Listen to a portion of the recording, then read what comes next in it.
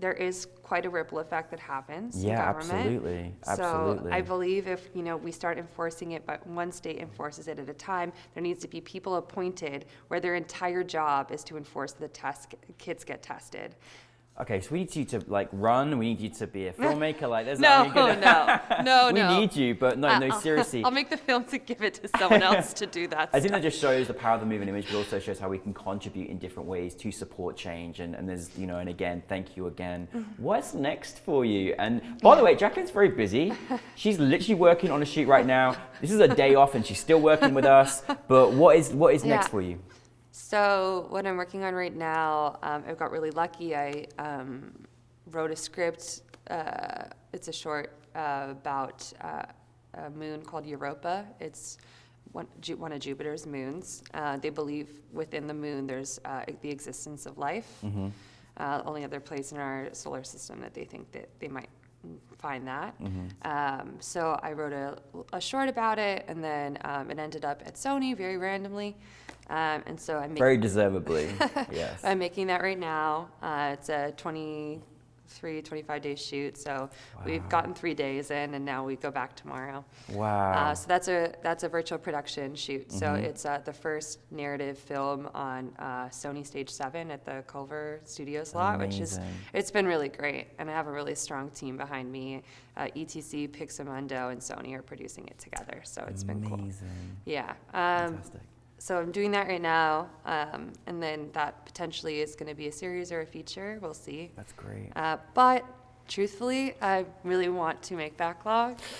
So we're up for a student Emmy in April 13th. So we'll see how that goes. I wrote a miniseries version of it, and there's a feature version. Oh my goodness. But the feature is right now up for a development deal with Catalyst Studios. We'll see. We find out in a couple of days. It's a script competition that we entered. Oh my goodness. But we just finished the Athena Film Festival Writers Lab. Yeah. It's an intensive, so they helped us with the script, and they helped us kind of get it in a good shape to start submitting it to production companies. Wow. And then we're hoping to start meeting with some production companies like Focus Features, Magnolia, Hello Sunshine. They would all be like really like female driven. Yes. But we'll see where we land, and if you wanted to reach out, it's really important to me that whoever we do make the feature of Backlog with, that they really believe in our cause. So if you wanted to reach out, I'm actually repped by 3 Arts, Katie Newman and Jack Peterson. You can reach out to them, and we've already started taking meetings. Everyone's been really lovely, and it's very important to me to make sure that we're aligned with people who want to make this movement and take it to the Capitol. That's the whole reason of the film, truthfully. So if you are very socially impact driven in your core, then you are the kind of partners we're looking for. Well, if anyone's got a nice blank check they want to hand to support the film, we're open to that too. But also, it's really important to me that whoever partners with us believes in what we're trying to do long term with the policy. Like, that's why we want to make this on a broader level. Our first international festival for Backlog was at Cannes, and while we were there, we were talking to a lot of different distributors from other countries, and the 2 countries that were most interested in our film, actually Backlog's distributed, you can watch it on Samansa, which is a Japanese company, and those audience I didn't think would be relating to this very like Supreme Court American story, but Japan and Saudi Arabia have been the 2 biggest. That's incredible. Like, vocal, we need this kind of film about women's rights. We're lucky to have you. Thank you so much, and I can't wait to support you on the next projects, but thank you for bringing Backlog to us. Thank you so much. Thanks for having me. This festival's been great. So, Thank you, Jacqueline. Thank you.